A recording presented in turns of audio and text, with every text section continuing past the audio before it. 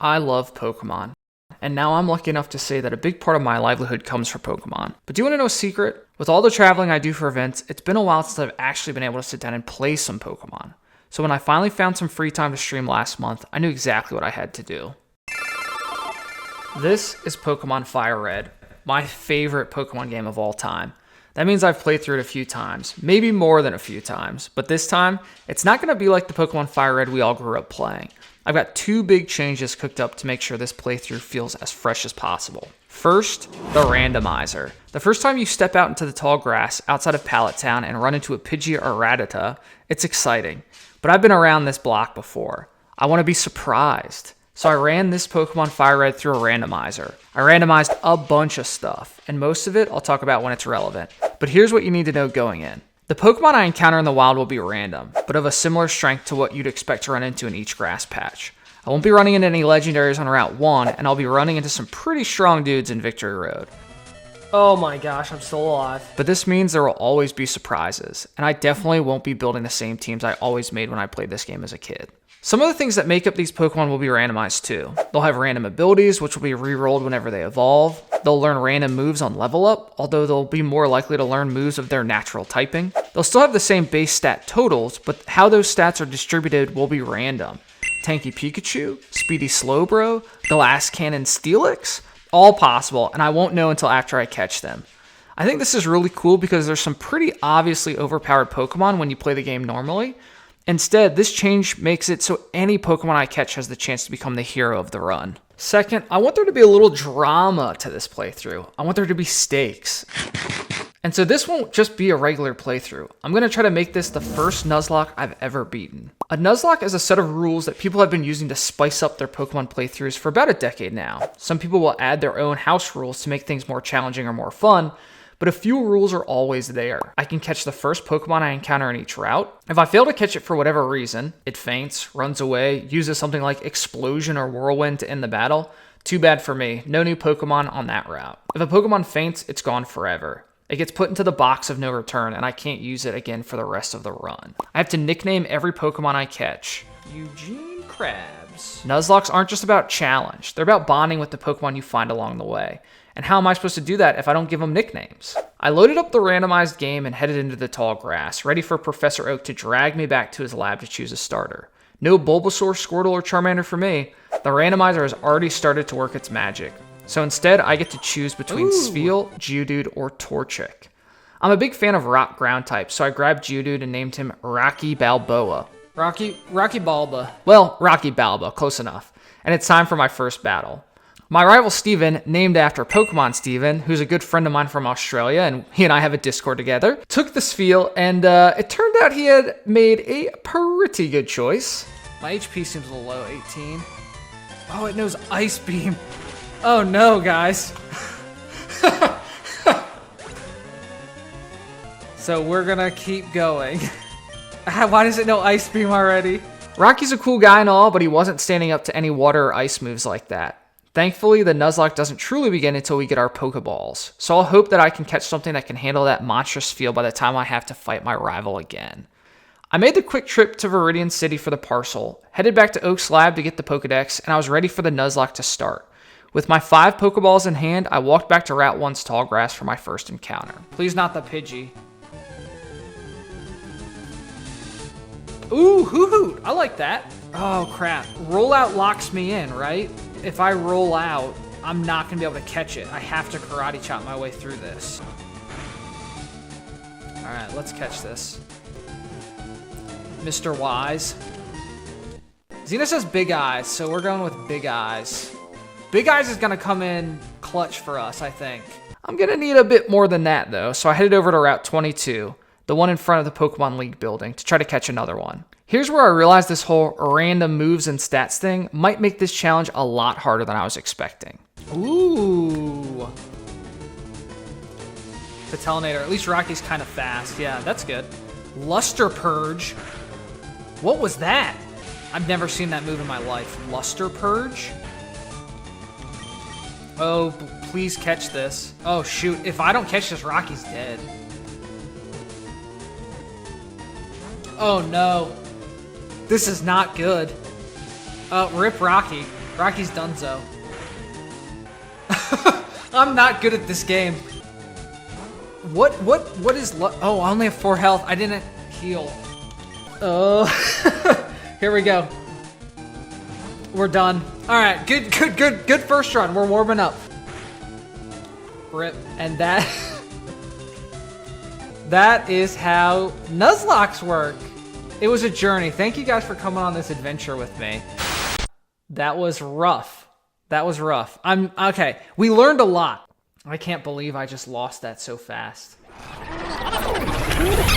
Luster Purge? What the heck is that? Thanks to the magic of the randomizer, this level 2 Metatite was using the signature move of the legendary Pokemon Latios, and even at just level 2, that is going to hurt. Almost before it even started, my first attempt was over. Alright, welcome back to Coop's Collection. Thanks so much for checking out my newest video. I'm excited to announce that I've partnered with dripshop.live to offer live streaming, auctions, and giveaways. I'm going to be offering up cards for sale and doing giveaways that I'm not offering on any other platform except for dripshop.live. So check that out. Make sure to follow me so you know when I go live. Scan the QR code now or check the link in my description. Looking forward to seeing you on the stream very soon. Peace. Enjoy the video. Well, what do I do when I get knocked down? I get right on back up. Back in Professor Oak's lab, I once again had to choose a starter. All right. Oof, that's bad. The randomizer offered me another chance to make it work with Geodude, but nah, I wanted to mix it up. I decided to take Machop this time, and I named him Beerus, after the God of Destruction from Dragon Ball Super. Would I have better luck against Steven this time? Reversal and Karate Chop, okay. Giga Drain? That's not good. Oh no. What is happening, guys? I mean, I'm not gonna be able to beat it. It's gonna heal itself. I mean, we're gonna lose this fight for sure. Grass Whistle, is that asleep? That's like Sing, right? It has Giga Drain and Grass Whistle. And I have Reversal and Karate Chop. Oh gosh. Unbelievable. Good start, good start. I figured Hoppip would be easy to deal with, but no, this thing stomped all over me. It's all good though. I'll be ready for the encounters this time, and hopefully I can start to build up a good team. But things got scary before I could even deliver the parcel to Professor Oak. What? Ancient Power Zubat? Oh yeah, and we can't escape, because I'm so slow. Okay, we're gone. We're gone. We're okay. I just have to get a couple of good teammates for Beerus. This Slugma really didn't want to get in the ball. Here we go. But I got it just in time, and its Fire Blast will absolutely destroy Hoppip. I just had to grind for some levels first. Ooh, a Tallow. Oh, that's not good for me, though. Because it has Drill Peck.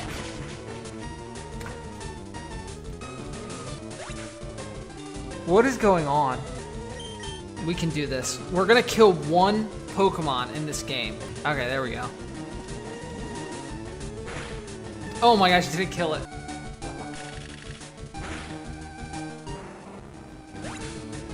I'm so embarrassed. Okay, this might be way harder than I expected. With all these random moves and random stats, any fight I wander into might just be my doom. I wanted to limit my use of healing items because it would make it a little too easy. But in the interest of, making it to the first gym, I decided I'll allow myself 1 or 2 healing items per battle. Since I might just run into stuff like Luster Purge and the Taillow of Doom randomly, I allow myself to play on switch mode so I don't get caught off guard by something that will end my run in the blink of an eye. And so my poor stream viewers aren't just watching me trudge between Oak's Lab and Viridian City for the next week. And with that, it's back to the lab again. It was a pretty underwhelming set of starters this time, so I picked Lotad over the Igglybuff and Oddish. With my rival taking the Igglybuff, I just knew this had to be the time I finally take him down. Volt Tackle and Ancient Power. Oh, look at our speedy boy go. Oh, look at that. Oh, yes, you love it.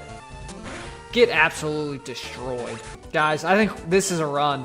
Ooh, baby. My boy Sombrero had some of the best moves we've had yet in Volt Tackle and Ancient Power. And Steven and his little baby Pokemon just couldn't stand up to us at all. I was thinking this just might be the one as I headed up to Viridian City and once again. With my Pokeballs in hand, I was ready to build up an actual team. So of course, it looked like disaster was about to strike for a third time on my Route 1 encounter. Ah, we got the Smeargle. This Smeargle just wouldn't get in the ball. Thankfully, the random ability on Sombrero was Effect Spore, which can randomly hit opponents with status effects whenever they make contact with us. With Smeargle put to sleep, I could at least get out of this battle, but remember rule number 1. This means no Pokemon for me on this route. As good as Sombrero is looking, I know I'm going to need more Pokemon on my team before I even challenge Viridian Forest, much less Brock's Gym and Pewter City. Things went from bad to worse in the next encounter on Route 22. A Spoink? Spoink isn't a very threatening looking Pokemon, but it turned out this one was carrying Tri-Attack, which is both pretty powerful for this early in the game, and it has a 20% chance of either paralyzing, burning, or freezing the opponent. I could handle a paralysis or a burn, but of course, all I could do was pray that he'd thaw out, and Sombrero absolutely clutched it. I was able to catch the Spoink and add a second member to my team. Welcome to the squad, Oolong. Again, another Dragon Ball reference. I had access to one more encounter before it's time to head into the forest, and this one went much more smoothly. Yes. Ooh, yes. Okay, level 2, you're killing me. Okay, but that's okay. I caught the male Nidoran, named him Reptar. Quick shout out to the Rugrats. And my 3 amigos and I were ready to see what horrors awaited us in Viridian Forest. Okay, this is my encounter. It's an actual bug. I wonder what moves it has.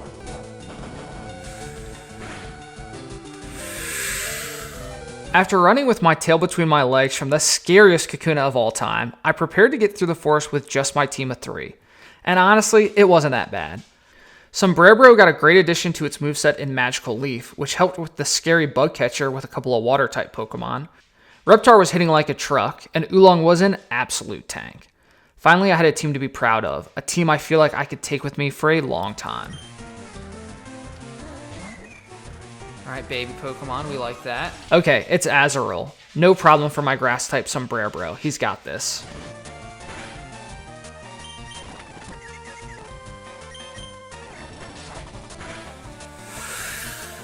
Oh, Sombrero. Thank you for your service. Luckily, Reptar was able to get revenge, but it was devastating. My starter, already gone before I even made it to the first gym. I wasn't going to give up, and I believed in the power of Reptar and Oolong, but man, this sucked. I decided I needed to really focus for the rest of this run. Thankfully, the last trainer on the way out of the forest just had a pathetic Magikarp, so I was able to roll up to Brock's Gym with my 2 remaining Pokemon. As you've probably noticed, every trainer's Pokemon is randomized. So how do gyms, which are usually associated with a specific type, like Brock's Rocks and Misty's Water types, work exactly? I decided that they would still have a type associated with them, but that type would be random. So I wouldn't know what I was going up against until I faced a trainer in this gym. Let's see what you've got for me, Pewter City. I saw Fanfi come out and I knew it was a ground type gym. Sounds pretty scary for poison type Reptar, right? Remember, abilities are randomized, and Reptar drew maybe the luckiest possible ability for what we just ran into. Levitate, which makes it immune to all ground-type attacks.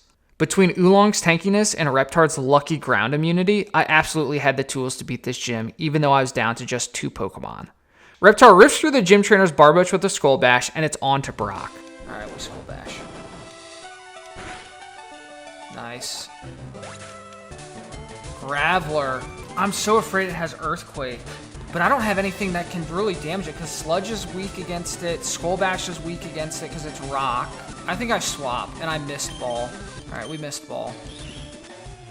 Hopefully its special defense is low. Ooh, that's a big... Oh, and special attack fell. Okay. Mud Shot. I think we're fine. Oh, that lowers my speed. Oh, we're Gucci, boys. We're good. Alright. So the TM we're going to get from it is going to be random too, so hopefully it's good. TMs are randomized as well, which means the TMs the gym leaders give us after we beat them won't be what they say they are. Instead of Rock Tomb, TM 39 for me was Psybeam, which turned out to be exactly what I needed. Oolong's Miss Ball, Latios' signature attack, is a pretty solid psychic move, but it only has 5 PP, and unless I wanted to be constantly going back to Pokemon centers after fights, that was going to become a problem, so Psybeam was really nice to get. With my Boulder Badge in hand, it was time to move on to Mount Moon, and more importantly, some new Pokemon encounters. I really needed this to become a team of more than 2 in a hurry. As I was fighting my way to get there, Reptar evolved into a Nidorino. It meant a huge stat boost for my boy, but unfortunately he lost his ability Levitate and gained the mostly useless Sticky Hold. Reptar's getting big. If it had to happen though, it was great timing for it to happen after the ground type gym at least. I made it to the entrance to Mount Moon and could finally add to my team. Before I went for a Pokemon in the wild grass, I decided to see what the guy who usually sells the Magikarp in the Pokemon Center had to offer me. We got Grumpig. It's a Grumpig? Cool, I guess, but I already have Oolong. There's an optional house rule in Nuzlocke called the Species Clause. That's mostly there to keep runs from getting stale. If you keep running into the same Pokemon on different routes, you don't have to stick to the rule of only using the first Pokemon you catch. You can skip it and get another one instead. Obviously, I'm going to do that here. I walked down to the tall grass and searched for my real encounter for the route. There, I found Wooly the Swinub, the newest member of the Koopa Troopas. And those Dig and Shadow Ball. Ooh. Inside Mount Moon, I quickly got another encounter. It's a Surskit, which I named Skipper, because he skips across the water, get it? These 2 new guys are cool and all, but they're way behind the 2 who got me through Brock's gym in levels. So Reptar and Oolong were going to have to carry most of the weight as I went through Mount Moon. I was finally starting to find a good rhythm, and Reptar and Oolong kept tearing through trainers and becoming even stronger. The scariest moment came against the Team Rocket Grunt with a Remoraid. It unleashed a Hydro Cannon on Oolong, who had already taken some damage. I was scared, but it turned out Oolong was way too much of a tank for that nonsense to come even close to taking him out. I got really scared when I saw that Hydro Cannon. That was probably the scariest moment of all of Mount Moon. I destroyed the super nerd guarding the fossils and took the dome fossil as my prize, which I won't get to check on until I make it all the way to Cinnabar Island. On the way to Mount Moon, I got another encounter. I tried to use my ground type to chip away at the Vulpix so I could catch it, but an overheat critical hit destroyed poor Wooly. I forgot he was ice type too, which is weak to fire. I was down yet another Pokemon. I had to catch this Vulpix to make Wooly's sacrifice worth it. Losing Wooly hurts, but if I had to choose one, I'll definitely take the fire type, as I'll have a great ground type in Nidoking once I find a Moonstone to evolve Reptar. Surely that won't take too long. Anyway, before I take on Misty's gym, it was time for another battle against my rival. Reptar and Oolong had no trouble taking out Steven's first 2 Pokemon, Meryl and Drowsy. But out came Igglybuff, and I had to imagine it's gotten some new moves to make this scary. Igglybuff, we stay in. That Thrash was surprisingly strong, but luckily Reptar is the absolute GOAT. Oh, thank goodness. I was getting scared of that Igglybuff. He took down Steven's final Pokemon, Zigzagoon, and I decided to log off for the night and come back for Nugget Bridge on the next stream. Energized and ready for another session, I headed up to Nugget Bridge. It turned out my team was way more than ready for their challenges. Not even the Rocket Grunt at the end of the gauntlet gave me any trouble. After taking out one of the trainers on the way to Bill's house, I got access to another patch of grass here on Route 25. Get something good. Okay. I was excited to see Execute, a potential grass type for my team, but these eggs just did not want to get in the dang ball. It came down to one last incredibly stressful turn. Please don't die. Don't kill it. And paralyzed it! Oh, thank goodness. Oh, if we had burned it. If that Tri-Attack had burnt Execute instead of paralyzing him, I would have been totally out of luck. But instead, I was able to finally catch it and add a new member to the team. Welcome, Yoked. All caps because it's going to get so big on him. I also didn't realize that this patch of grass here to the west of Nugget Bridge was a separate route. So I headed back there and looked for another teammate. Ooh, I don't need any more Psychic Pokemon. I get into the encounter against Ralts and realize, uh-oh, I only have a Dive Ball left. I probably should have bought some Pokeballs. Better make this one count. And I did, adding my new friend Sly Marty to the team. I kept rolling through the trainers on the way to Bill. It was all smooth sailing until the very last one. This Surskit didn't look scary, but just watch what it did to my poor Oolong. Now that was a close one. Oolong is such a tank and has been putting this team on his back along with Reptar. Losing him would have been utterly disastrous, but thankfully I was able to switch him out, keep him safe, and make it to Bill without losing anybody. I was really happy about that, and not just because it gets me closer to my goal. I was also starting to get attached to these silly guys on my team. I wanted to bring them with me as far as I can. I grabbed my SSAN ticket from Bill, but before I take to the seas, it was time for Misty's gym. First question, what type is it going to be? These gym trainers should have the same type as Misty. It was a fire type gym. I took down the gym trainer with ease. I was going to head out and heal and maybe do some planning for Misty, but instead I just walked right into it. Whoops. Time to think on my feet. Numel. Oh, shoot. Her first Pokemon was Numel. Oolong and the Numel slugged it out, tank versus tank. Despite taking a paralysis, Oolong manages to survive and take it out first. Could Reptar take down Misty's ace in the back? Flame Wheel, okay. 65 base power, I think. Oh, look at that damage. Reptar, my man. Oh yeah, never a doubt. Now we're cooking. With 2 badges in hand and 4 Pokemon pulling their weight on my team, I was feeling great. My win over Misty also earned me a couple more encounters. First on Route 5, I picked up a Rattata. Nice. We got a rat. But before I could even properly welcome Mickey the Rat to the team, disaster struck. Maxar, what shows do I watch? I just finished Reacher on Amazon Prime. That was really good. I watch Mickey the Rat pass away, and the hits just keep coming. On the same route where we lost Mickey, I had a big chance to add to the team. But Chikorita really did not want to stay in the ball. I did everything I could. I burned it, I confused it, I got its health low, but it turned out to be too low. After hitting itself in confusion, the burn damage was too much, and I lost on yet another encounter. I made it to Vermilion City, and with all these losses, I still don't have a full team. I'm going to try my best to fill up before I head to the SSN and Surge's gym. I had an old rod, which usually only catches Magikarps, but who knows what I'll get in the randomizer. I decided to roll the dice. Alright, fingers crossed, something good. I mean, I'll take a Magikarp. Oh, Sombrero's back! I could use that species clause I talked about earlier on this new Lotad, but I was feeling bad about the way Sombrero went down. I wanted redemption. So I decided to catch this Lotad and try my best to bring Sombrero's sister here to the Hall of Fame, and Sabrina joined the team. There was still some more exploring left to be done. First, I headed to Diglett's Cave, which for me turned out to be a Ditto. Ditto's Cave. Okay, that's not great, but I caught Blobby and headed east to Route 11 for one more encounter before the SSN. Jigglypuff. Another one I wasn't too excited about, especially because I already needed a Moonstone for Reptar.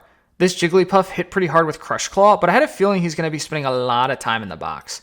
Still, welcome to the team, Alice. It was time for a cruise. I explored every room of this boat, grabbing items and taking out as many trainers as I could.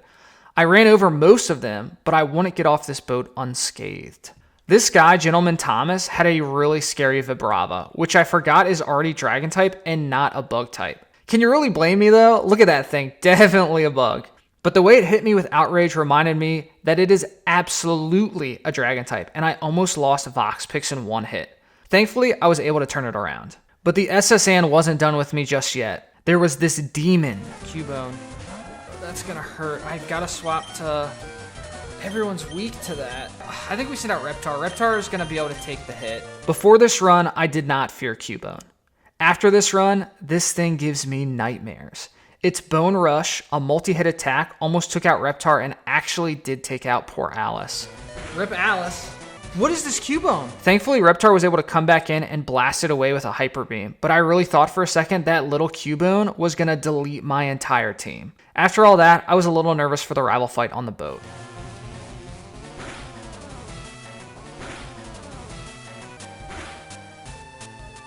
So strong. Turns out, it was a wash. Even though I kept losing members of the supporting cast, Oolong, Voxpix, and Reptar were becoming a great core for my team, and they blasted through Steven's team. With the cut HM in hand, I could finally access Surge's gym, but there's one problem.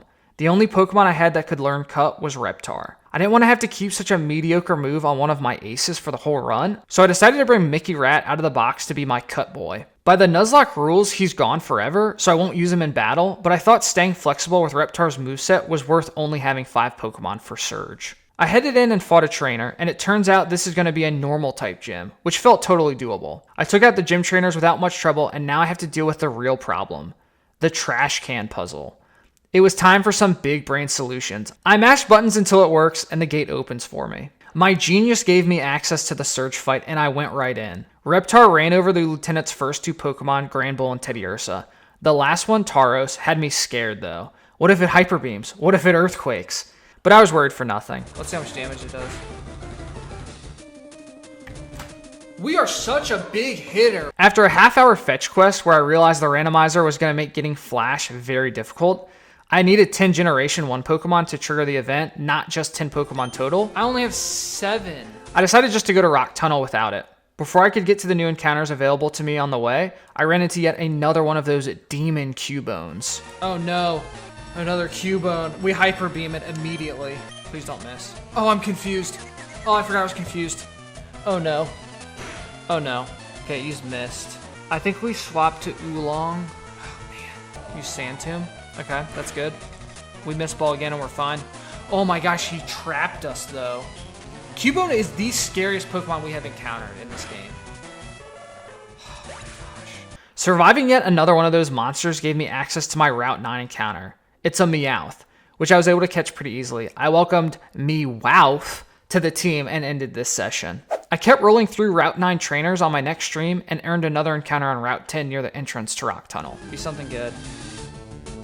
Oh my gosh, the dastardly Cubone. This time I was able to wall it with Oolong's tankiness and his access to the move Reflect, which raises defense, eventually getting a Toxic on it to boost the catch rate high enough. Let's go. Cubana the Cubone was added to the team, and I was hopeful it would be as much of a menace to my opponents as those Cubones had been to me earlier. Pretty soon after, I got another encounter inside Rock Tunnel itself, Molasses the Slowpoke. This meant it was time to stumble around the darkness of Rock Tunnel, hoping I would somehow find the exit. I hate not having Flash. Nah, I'm just playing with you. I used a map. But I knew I was going to end up bumping into a bunch of trainers in here. My big four were putting in work. Yoked, Oolong, Reptar, and Voxpix. I had a bit of a scary moment against this Charmander, who broke my brain by using Muddy Water against me, which led me to switch Yoked into an Eruption. But thankfully, Yoked lived up to his name and tanked it. The boy is big. I wasn't out of the woods yet, though. This little errand might not look threatening, but there was a voice in the back of my head telling me that I should have been worried, and I should have switched out Cubana. I didn't, and here's what happened.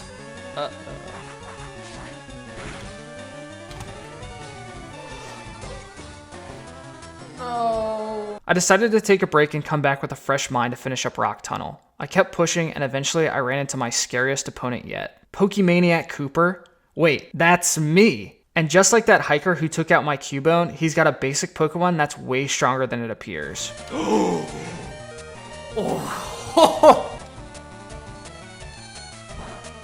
Oof. I was really excited about that Slowpoke, but at least I still have another strong Psychic-type Pokemon on my team in Oolong. R.I.P. Molasses. I had to retreat to the Pokemon Center outside Rock Tunnel for some replacements. I added Skipper back to the party and evolved it into a Masquerain. Ooh, okay. And he's looking much stronger than I originally gave him credit for. With my reinforcements in tow, I was finally able to get through Rock Tunnel and reach Lavender Town.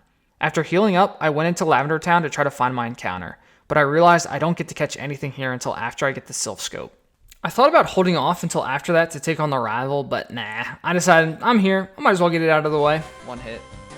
Love to see it, Voxpix. Hopefully this one-shots. Nice. Once again, I absolutely trounced him. You have a couple of options at this point in the game. I decided to head to Celadon City, do some shopping, and start the Silph Scope quest by heading to Rocket Hideout. On the way, I got a few more encounters. First, a female Nidoran. Is this happening? I caught Dina and started wondering if my team would eventually have both members of Nido royalty. Next, I caught a Togepi, which I named Scrambler, but I couldn't imagine getting much use out of it. Getting to Celadon City was a big deal for my team, because at the department store, I finally got access to evolutionary stones. That meant not only Yoked is getting yoked, but Voxpix got to evolve, getting some huge stat boosts that I'll need as the difficulty starts to ramp up. Vox, I love the new look. With my boys successfully embiggened, I decided to take on Erika's gym before Rocket Hideout. The first trainer reveals that this is going to be a dragon gym, which is kinda scary. My newly evolved grass and fire types won't be very effective here. The gym trainer still went down easily, but Erika's fight started out pretty scary, as she sends out a Flygon. A Flygon.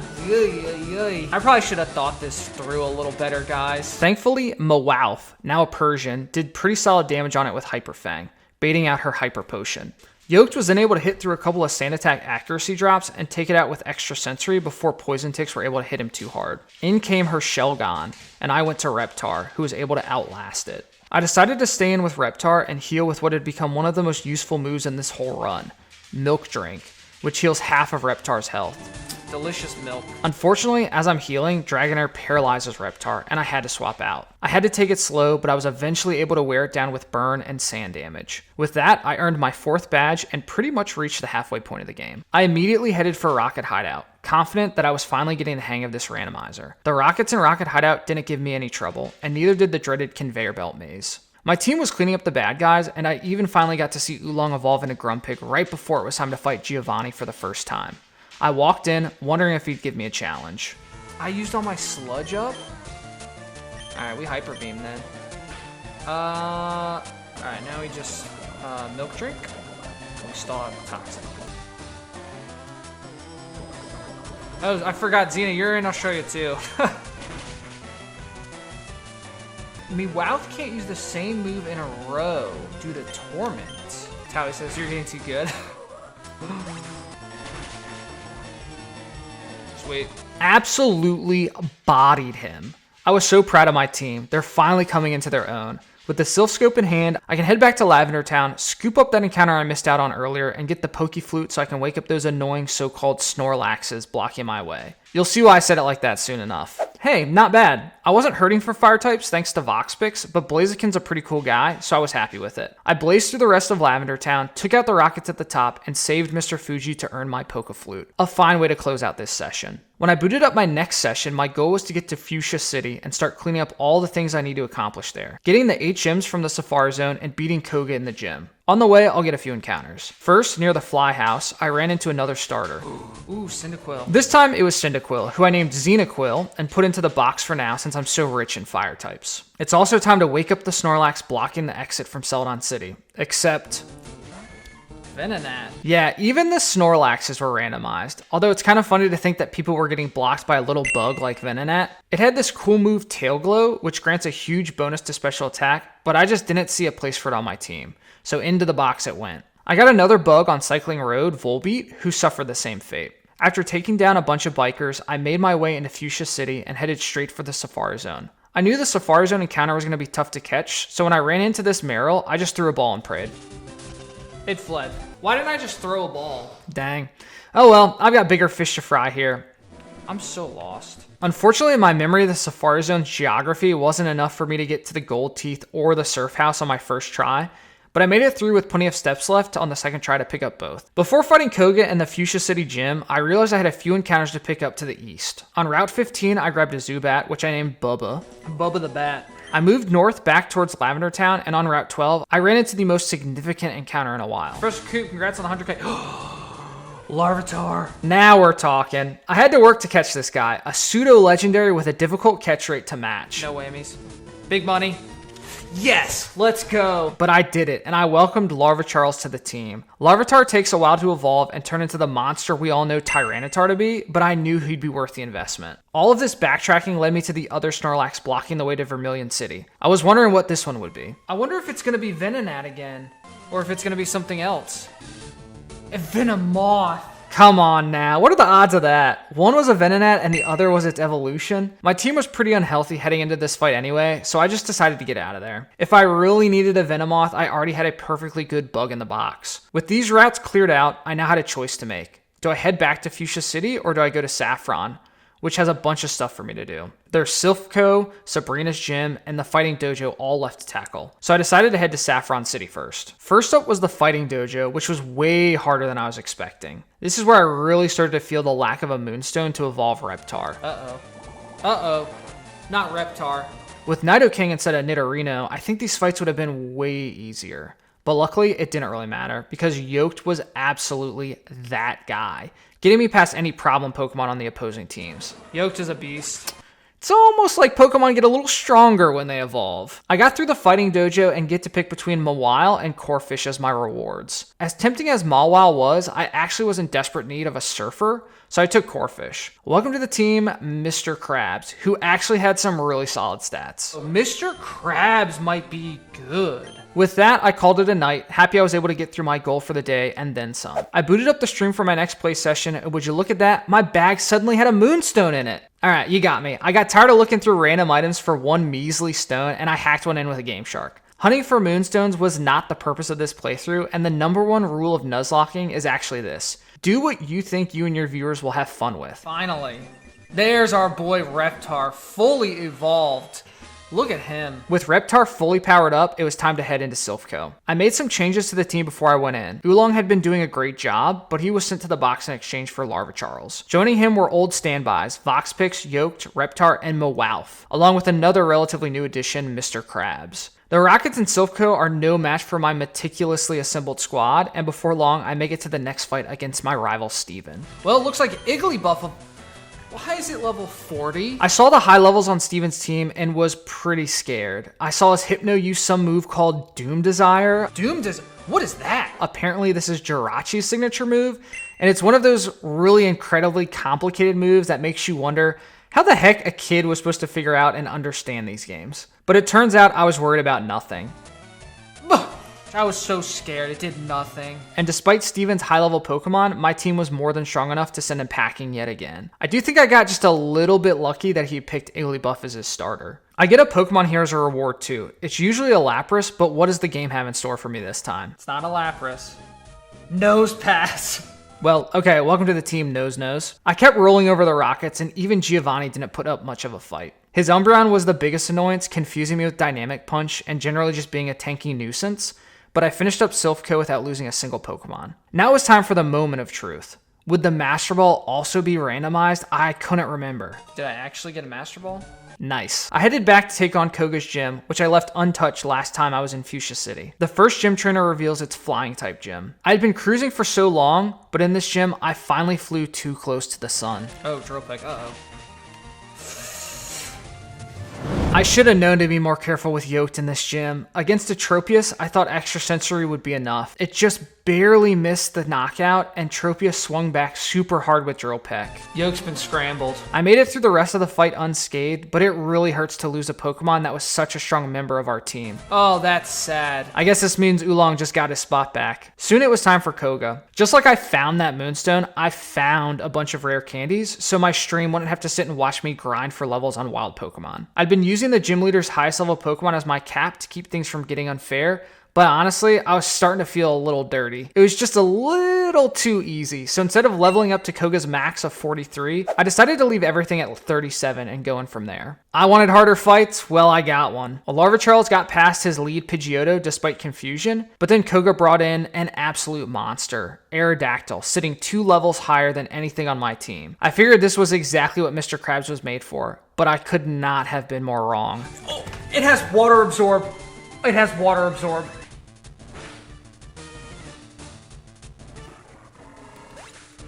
I gathered myself and sent Larva Charles back out, who was able to deal with the Aerodactyl with ancient power, and even got the 10% full stat boost to basically end the fight right there. Nothing left on Koga's team could deal with boosted Larva Charles, but that also kind of meant I lost Mr. Krabs for nothing. That's a truly painful one, as I don't have another good surfer. Just like when I resurrected Mickey the Rat to be my cut guy, I'm gonna have to carry Mr. Krabs' dead weight with me as my surfer as I head to Cinnabar Island. Before that though, I have to clean up the last item on the agenda in Saffron City, Sabrina's gym. Even though I can get to Sabrina without fighting a gym trainer thanks to my brilliant navigation of the warp pads, I randomly chose which ones to step on until I made it to her. I decided to take on a gym trainer just to see what type she'd be, and it only had one Pokemon, a grass or poison type. Good enough, I decided. Time to go on in. This one started out really scary as her Nidoking started off by clicking Dragon Dance. Oh boy. I was terrified that it was going to get faster than my whole team and wipe me out. But then it just kept clicking Dragon Dance and kept clicking Dragon Dance. It apparently forgot you have to attack to win in Pokemon. Oolong hit it with a couple of psychic attacks and the threat was neutralized. See you later. Fake Reptar. Oolong cleaned up the rest of the battle with ease. Alright, that's gonna be the Sabrina win. Which gets us a random TM, and then we can head to Cinnabar. I wanted to surf down from Pallet Town instead of going through the Seafoam Islands. This actually took forever because without a flying Pokemon, I had to walk all the way back. But thanks to the magic of YouTube and editing, you get to skip all of that. On the way from Pallet to Cinnabar, I got 3 more Pokemon. Slander the Skiploom joined on Route 22 on the way to Cinnabar Island. I fished for Luna the Clefairy once there. In the lab, I found Galileo the Lunatone. I also checked in on my Dome Fossil here, which would have been Hypno, but I'm swimming in Psychic type, so I decided I don't need to bother with that. Why do we get so many Psychic type Pokemon? I stumbled my way through the lab, once again employing my brilliant puzzle strategy of randomly pressing buttons until it worked. The trainers in here weren't too bad, thankfully, and I had enough repels to not have to deal with wild wild Pokemon. There was one terrifying moment though. Oh my gosh. Good thing we had a... Self-destruct is one of those moves you never want to see when you're doing a Nuzlocke. Not only is it one of the most powerful moves in the game, in older Pokemon games like Fire Red, this move halves your defense before calculating damage. I saw Larvichaur's life flash before my eyes, but he was fine. The rock typing absolutely saved him. If he hadn't resisted that explosion, he would have absolutely been destined for the box of no return. I finished up the lab and was ready for Blaine, who I get to just walk up to and fight if I can answer his really easy trivia questions. Team 28 contains Tombstoney? Oh, sweet, we got it right. I decided to fight one of his trainers, though, just to see what type he'd have, and the answer was Psychic. After assembling my team and teaching the Bug-type Fury Cutter TM to Mawouth, I was ready to take on the old man. That Fury Cutter was my secret weapon. At 40 base power, Fury Cutter is pretty weak, but it gets stronger every time you use it. So I figured by the time Mawouth got going, Blaine wouldn't have an answer. But boy, was I wrong. Mawouth is gonna sweep. Oh my gosh, he's sitting at Deoxy. Okay, Blaine, where did you find that alien? How is that fair? Okay, Fury Cutter, please. Please. Survive. Oh no, this is not good. This kind of thing right here is exactly why I'm not playing with hardcore Nuzlocke rules. This Deoxy was incredibly hard to deal with even after using a couple of healing items. But I was able to stall just long enough for Galileo to get a chance to roll the dice with Rock Blast, a move that hits anywhere from 2 to 5 times. Thankfully, I didn't have to get too lucky. Yo! Galileo! 3 hits was enough, and I was able to claim my 7th badge. After telling Bill to get out of my face and skipping his boring island side quest, it was time to head back to Viridian City for one final badge. On the way, I had this really messed up encounter with a Sharpedo that was absolutely terrifying, clicking Swords Dance and Destiny Bond and threatening to ruin my team if I ever clicked an attacking move. Luckily for me, it never did, and hopefully I'll never have to deal with that Pokemon ever again. So what was the first thing I saw in Giovanni's gym? Oh my gosh. I spent so much time agonizing over Destiny Bond that I pretty much forgot this thing could have attacking moves. I went to Vox Picks to hit with a super effective Silver Wind and... Okay, use water spec. Oh, that's gonna hurt. That's gonna hurt. Please, please, please, please. Sorry, Vox. This was exactly the situation I had trained up Sabrina for, though. I switched her in and let her go to work, clicking Volt Tackle to take it down and getting through the rest of the trainer's team with ease. I realized that's exactly who I should have switched to in the first place, but that Destiny Bond Sharpedo truly broke my brain in that moment. It's sad to lose a Pokemon that had been around for so long, since before Mount Moon even, but I know I have to keep going and get to the Hall of Fame. I have to make Vox's sacrifice worth it. Oh, thank you, Vox. You served us well. The rest of the gym trainer's team confirmed that Giovanni would be Dark type, a nice little bit of lore-accurate randomization. With a new spot on my team open for Fire type, it was time to dig Tap the Torchic out of the box. I trained him up into a Blaziken, and he turned out to be the perfect answer to Giovanni. Giovanni never gave me trouble before, and Tap made sure his final form wouldn't give me any trouble either. He sliced through Giovanni's Dark types, and I had my 8th badge. Easy. I decided I still wasn't done for the night and went to challenge Steven. The last thing I had to do before heading to Victory Road. Tap continues to look like he just might be this team's new ace, almost taking out the lead Meganium before it switched out, and then dealing surprisingly good damage to the water-type Azumarill. Every single member of the team chipped in on this one. Sabrina finished off the Azumarill, Reptar handled the Wigglytuff, Galileo and Larvichaur's teamed up for the Hypno, Oolong handled the Roselia and the little bit of health left on the Meganium. Everybody was carrying their weight, with Galileo being the only one I was even thinking about replacing at this point. I turned off the stream knowing the next one could just be the one where I take this group to the Hall of Fame. I still had 2 encounters left before I reached Indigo Plateau, but I decided I really didn't need either. I ran from the Wingull on Route 23 and the Corsola on Victory Road. I just didn't think it was worth risking any of these established heroes on my team just to get something I couldn't see myself bringing to the Elite Four. I slogged through the strength puzzles and easily dispatched the trainers on my way. And before long, there I was, Indigo Plateau. Time for one last bit of preparation before I take on the final bosses of Pokemon Fire Red. I had a lot of money, and I spent it all on full restores and max potions. From there, I emptied my bag. Did I have any useful TMs? What about items like Protein or Carbos to boost my team? I wanted my team to be as strong as possible before I headed in. For example, I gave Oolong Calm Mind because I wanted something that could set up and sweep if I got the right opportunity. Also, I wasn't convinced that Galileo was really adding much. I already had a tanky Psychic type in Oolong, so I decided to shift gears. I replaced Galileo with Xenoquill and trained the Cyndaquil that had been sitting in my box since all the way back at Cycling Road into a Typhlosion. Oh, look at that attack, 142. No defense, but it's got shed skin. Interesting. But yeah, we want it for Shadow Ball, honestly. Good defense, good special defense. All psychic moves. We have a Reflect in case we run into a strong physical attacker. Ancient Power, Bone Rush, Rock Throw, Defense Curl. Don't need Defense Curl. I think Sabrina's skill set's good. Remember, its attack stat is doubled because of huge power. Reptar. Might get rid of Hyper Beam. It's a little risky to lock in. Massive. Absolutely massive stats. Here we go. We're locked in. Just like the gym battles, the Elite Four battles would have a dedicated type, but I wouldn't know until I saw what they threw at me. Lorelei started with Sneasel, so there was a world where she could have been an Ice-type trainer just like in the vanilla game. But no. After Xenoquil deleted Sneasel, she sent out Shiftry, confirming her as a Dark-type trainer. I decided to go out to Blaziken, which resists both Dark and Grass thanks to its Fire and Fighting types. Nice, 5 damage. Her Mighty Yena scared me a little bit, but then it gave me a huge break. Memento, what does that do? Memento is a move that sacrifices a Pokemon in order to get a big attack and special attack drop on the target. But oh boy, do I not care about that. It just sacked itself. I'm just glad the threat is gone, and I was able to bring in a Reptar to finish off the battle. That's Lorelei down. Advancing to Bruno meant that I got the final improvement for my team. With his Pokemon at level 56, I also leveled to 56.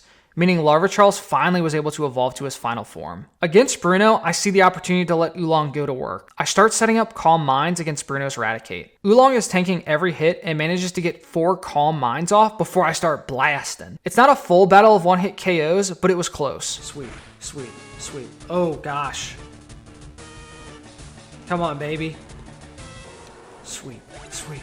Sweet. Only Bruno's X-Splat and Clefable were able to even survive a turn, and I felt super rewarded for using this strategy. Agatha leads with Altaria, which means her team is either Dragon or Flying. Here, I can already tell that the other TM I taught to Oolong is going to play huge dividends. Icy Wind. It's super effective against either type here, and 4 times super effective against Dragon Flyers, like Altaria. I also gave Oolong Milk Drink so it could heal off damage while going for these sweeps, especially effective because Calm Mind boosts its special defense up to nearly untouchable levels. In this fight, I had to start blasting earlier than I would have liked, but 1 Calm Mind boost was enough for these Icy Winds to go crazy. Oh my gosh, Oolong is going to carry this team to the Hall of Fame, baby. With Oolong knowing Milk Drink, it could also heal off the damage while setting up, and that turned out to be huge here. I was able to heal up, boost some more, and unleash even more Icy Winds to take out her whole team.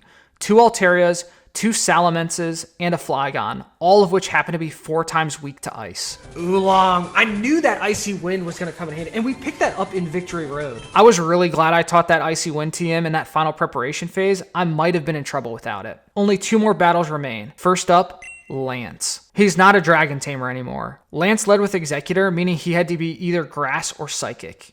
Either way, my plan was clear. Boost up with Oolong and let him go to work. After getting up to 4 Calm Mind boosts yet again, I unleashed Icy Wind after Lance turned out to be a Grass-type trainer, with a couple of Psybeams mixed in on his Grass poison types. Again, the Icy Wind TM turned out to be a huge brain play on my part. Oh my gosh.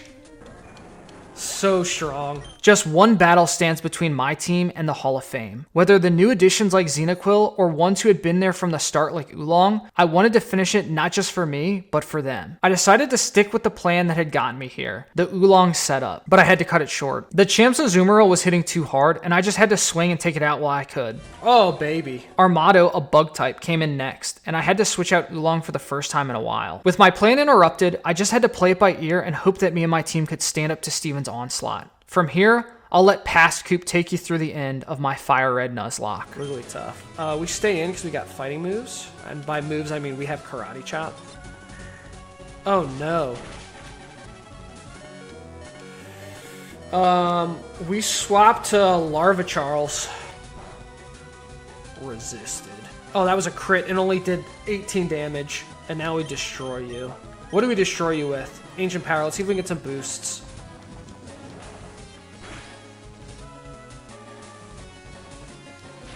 Zap Cannon.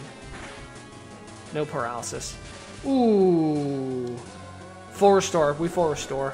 Just kidding. We swap to Reptar to be immune to the next Zap Cannon.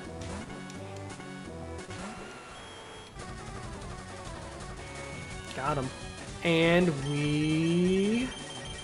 Hyper Beam? Yeah. destroy this Wigglytuff.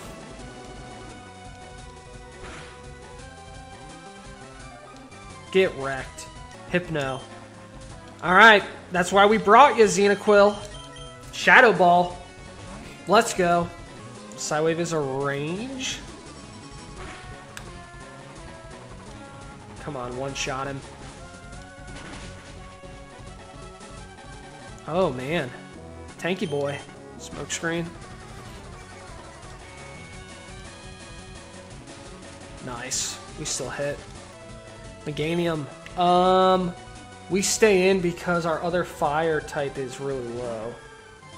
And we Sacred Fire. Get blasted.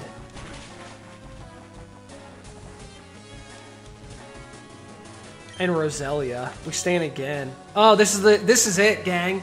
This is it.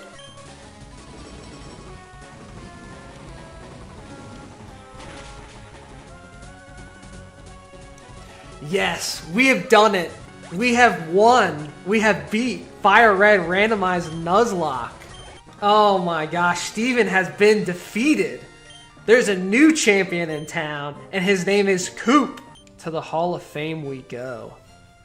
Smell you later, Steven. With that, we had done it. My first ever completed Nuzlocke. I was so proud of my team and honestly proud of myself. It wasn't exactly the most hardcore Nuzlocke anybody's ever seen, but I'd never gotten through one of these ever before, and after the way the first two started out, I was really happy that I was able to see this third attempt all the way through. It was exactly the kind of challenge I wanted. It was difficult enough to keep me on my toes, and it got me attached to all sorts of Pokemon I never thought I would. Who would have thought that my hero would be a Grumpig? I might even have to try out some more challenges like this. Viewers on my YouTube stream suggested Pokemon Legends Arceus, and that sounded pretty fun, but maybe you have some ideas too. Drop them in the comments below and hit that subscribe button while you're at it.